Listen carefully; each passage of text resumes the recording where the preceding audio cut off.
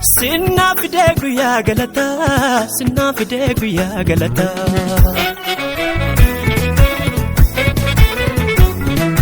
Sinna fide guyyaa galata, sinna fide guyyaa galata. Nagaan nagaa caalu nagaan waaqayyoo kan abbaa kan ilmaa kan afur qulqulluu sadan waaqayyo tokko hunduma keessaniif baay'atu fagoof dhiyootessanii sagalee ergaa kana dhagaa kan jirtan hunduma keessaniif irra deebiidhaan nagaan isiniif an obboleessa keessan ergamaa Dr. Waaqolaadha. Egaan guyyaa irraa kana fuula keessatti kan inni yaaddeef dilbata guyyaa borii jechuudha waaqeffannaa ajaa'ibaatu. Innis worship conference kan jedhamu yeroo guyyaa guutuutti ganama kaafnee waaqayyoon wal wajjin waaqeffannaadhaan jajannu ta'a jechuudha. Kanaaf konfiraansii addaa kana irratti hundumti keessan akka argamtan jaalala waaqayyootiin afeerraa isinii goona. Konfiraansii kana irratti namni baay'ee jaallattaniif kabajan namni waaqayyoo Raajii Guutamaan ni argama. Anis immoo nan argama. Akkasumas faarfattoonni qaqqaaliin namoonni jajjaboon ayyaanni waaqayyoo humni waaqayyoo dibati waaqayyoo wajjin jiru ni argamu. Kan akka nama waaqayyoo baay'ee jaallannuuf kabajnu faarfataa yaada isaa shirri jechuudha. Akkasumas kan akka nama waaqayyoo baay'ee jaallannu hirphaa baay'ee faarfannaan isaa ergaa guddaa kan of keessaa qabu jechuudha.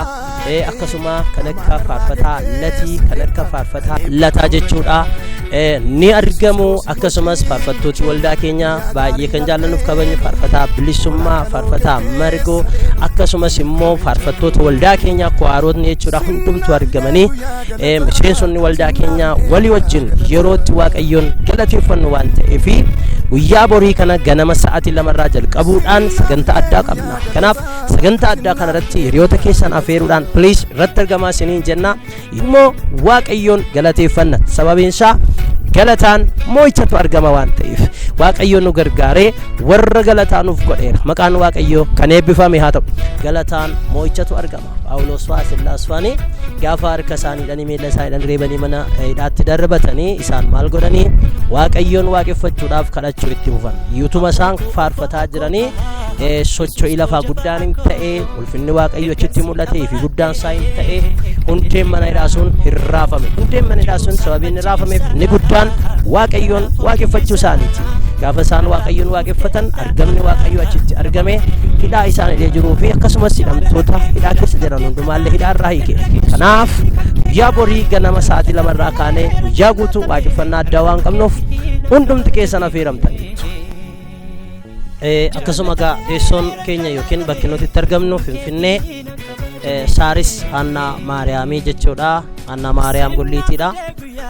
Xeenaa xaabiyaa dabartanii yookiin Haannaa Xeenaa xaabiyaa yookiin immoo Nigid baankii darbuudhaan Ahaduu baankii xiqqoo ishee akkuma dabartaniin gara fooqii qalloo oliif biraan gadi seenuudhaan nu argattu.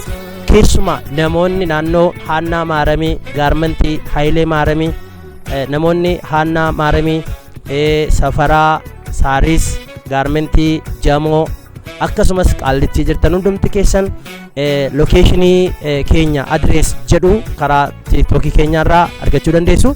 Lokeeshinii kan jedhu gadi tuquudhaan kallattiidhaan karaa maappii fayyadamuudhaan dhufuu dandeessu isiniin jedha. Akkasumas egaa gaaffii namoota baay'ee kan ture yeroo baay'eedhaaf nu gaafataa kan turtan baga gammaddan isiniin jecha sagantaan keenya laayivii jechuudha guyyaa borii yeroo jalqabaatiif karaa fuula feesbuukii keenyaatiin ni dabarsina.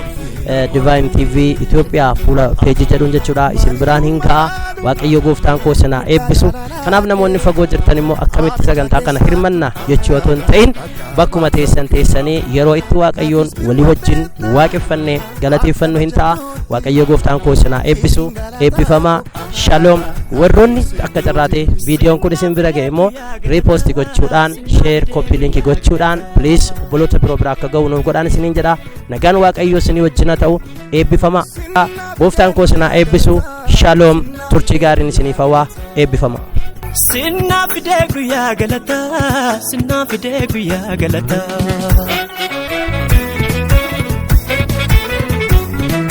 Sinna fide guyyaa galata, sinna fide guyyaa galata.